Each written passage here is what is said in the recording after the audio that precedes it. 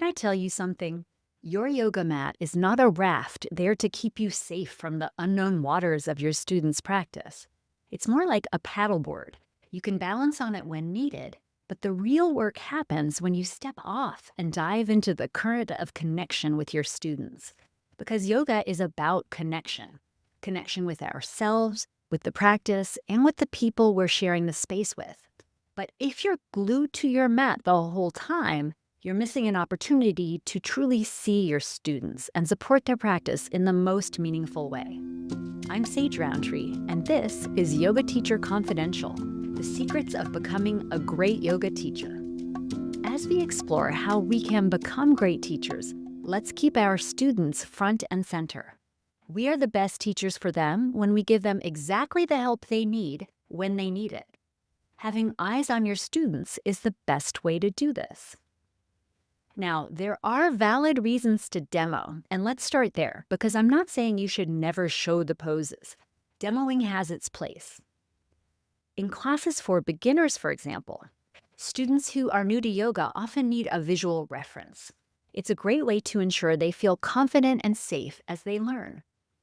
Until they get up to speed on the vocabulary, demos are a great way to convey a lot of information quickly. In trauma-informed classes, demonstrating can provide a sense of stability and predictability, which is key in these settings. In fact, the sense of stability and predictability is key in every class. My colleague Joe Paul Naughton-Travers has developed a workshop on teaching trauma-sensitive yoga that he and I are leading at my studio, Carberry Yoga Company in Central North Carolina, in May 2025. Now, in Joe Paul's framework, teachers move through the poses alongside the students. When we were planning his workshop lesson plan, he explained this to me and a light bulb went off for me. Aha, I said. So the yoga practice is something that happens with the students instead of something that happens to the students. Demoing can also be useful in very full spaces. If there's not much room to walk around, demoing might feel like the most practical option, but let's be honest, the students in the back probably still can't see you. And in certain modalities, demoing is de rigueur. I teach a class called Yoga for Athletic Balance, which usually features at least one wacky transition or balance challenge per class. I always show these or do them alongside my students. We get a little silly. I call it a sense of humor warm-up. It would feel weird to me to ask my students to try something that I wouldn't try myself. I also teach mat Pilates, and in that class, as well as in the core segment of my athletic balance class, I do the planks and boats alongside my students. Again, it would feel unfair for me to sit up front breezily saying, just 20 more breaths in this plank. Instead, it's something we do together. Finally, when I teach yin yoga, I never walk through the room except to adjust lights and temperature, or to deliver extra props, or when I am explicitly called over by a student. Yin yoga can put students on that edge of something that might feel kind of vulnerable, and I trust them to find that all on their own. You may have your own valid reasons to demo. So if you're primarily demoing but have a sense that it's quote-unquote wrong, ask yourself, why do you need to leave your mat? Is it a studio directive? Is it just some sense that that's what real yoga teachers do? Or is it because you want to be able to cue without relying on doing every pose yourself? Here's the thing. Wanting to teach off your mat is an admirable goal, and like most goals, it takes practice. But before you jump to conclusions about leaving your mat being the ultimate mark of an advanced teacher, ask yourself, is it really necessary for me to leave my mat? Could I see my students in the ways they need to be seen from here? I can't tell you what the right answer is. I can tell you that some teachers feel external pressure to demonstrate less and walk the room more. Maybe they were told by a senior teacher that real yoga teachers don't stay on their mats or even use a mat at all. Or perhaps they've internalized the idea that leaving the mat equates to being more advanced or authoritative. But is that really true? Ask yourself these questions. What purpose does leaving the mat serve in my class? Does it improve my ability to help students, or am I doing it because I think I'm supposed to? Is staying on the mat occasionally a better choice for my students, especially if they're beginners or if the space is packed or if I'm teaching something particularly complex?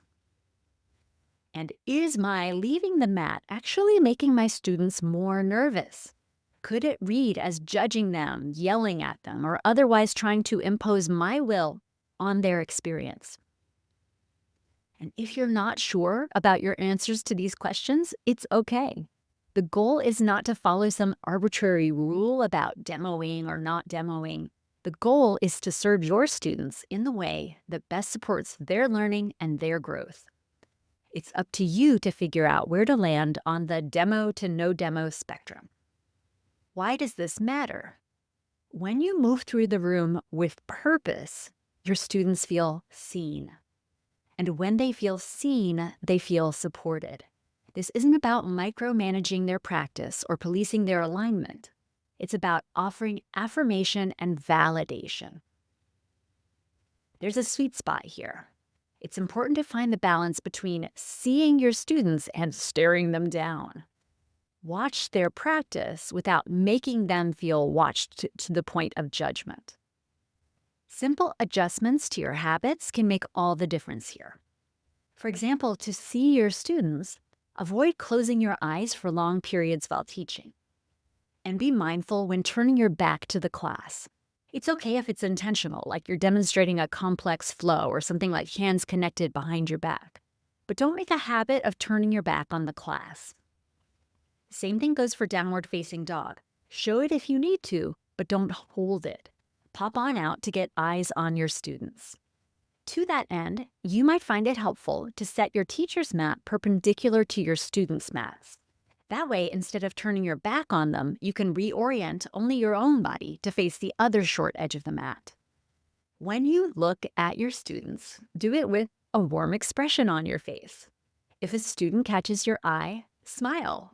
You will likely get a smile back. Remember, students come to class in person to be seen. If they didn't want to be seen on some friendly level, they would follow along with a video at home. Just don't stare and definitely don't leer, and you'll be fine. You want your students to feel seen without making them feel watched. Ultimately, leaving your mat allows you to create a deeper connection with your students. And isn't that what yoga is all about? Getting off your mat does help you grow as a teacher. Observing students can improve your verbal cueing and develop your ability to adapt sequences in real time. It puts you in the moment. Here are some practical tips to help you build the habit of teaching off your mat at least some of the time. First, try going matless. Use a blanket or cushion for sitting or knee support instead of setting out a full mat.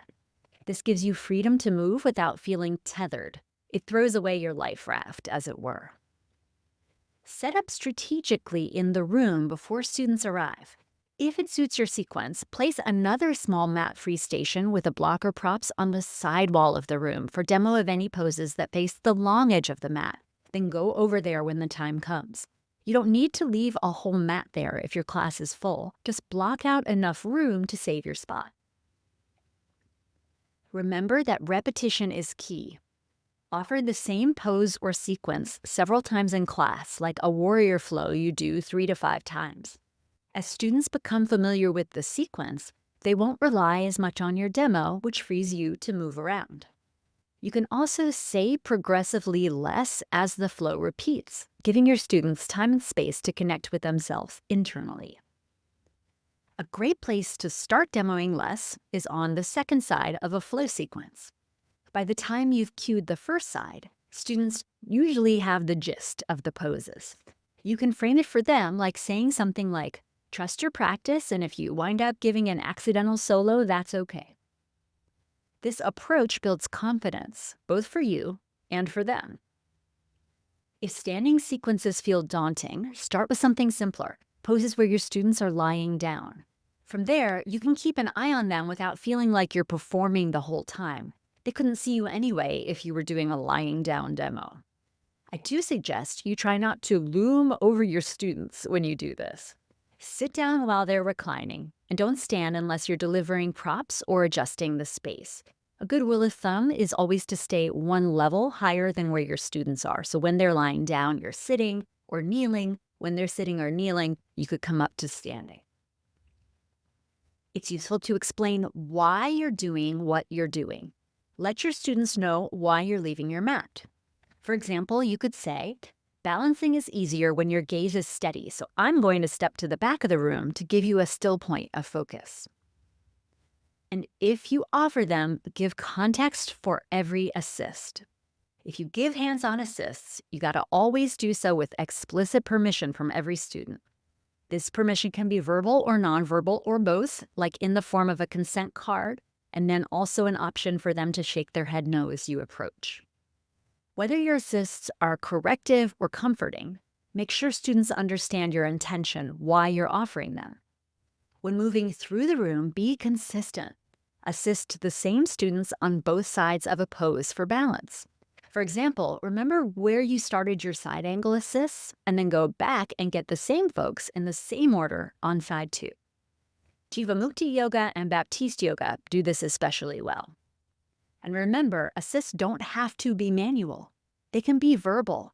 Something like, you might try bending that front knee a little more. See how it feels, and if you don't like it, find what you do like. Said quietly like that, sotto voce, with a clear intention to help the student find comfort, this might be the most powerful way of all to assist.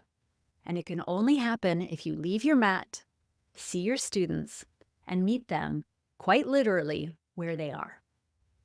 No matter whether you feel recommitted to staying on the mat, validated for staying on the mat, or feel like you're ready to start venturing off it, here's an affirmation to help you.